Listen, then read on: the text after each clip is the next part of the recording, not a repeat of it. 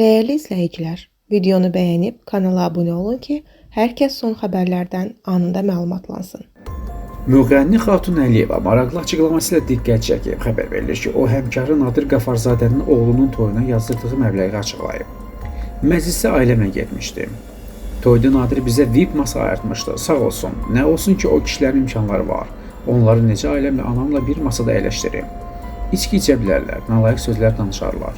Ona görə masada təkcə özümüz idik. Toya da 2000 manat pul yazdırdım. Kişiyə nə küslülük, xanım naz edər. Bizim aramızda düşmənçilik olmayıb. Sadəcə bir müddət bir-birimizi görmədik. Görəndə qucaqlaşdıq. Xəbər verilir ki, bu sözləri müğənni Elnur Məmmədov Full Show-da deyib. Müğənni xalq artisti Röya Ayxanla barışmasından danışır.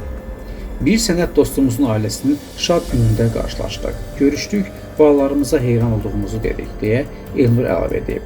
Qeyd edək ki, Röya ilə Elnur Məmmədov münasibətləri illər əvvəl dəniz mahnısına görə pozulub.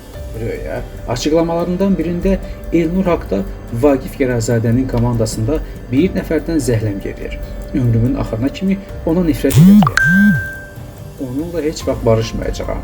Kişi-qadın münasibətləri pozulmamalıdır. Kişi güzəştə getməlidir sözlərini deyib.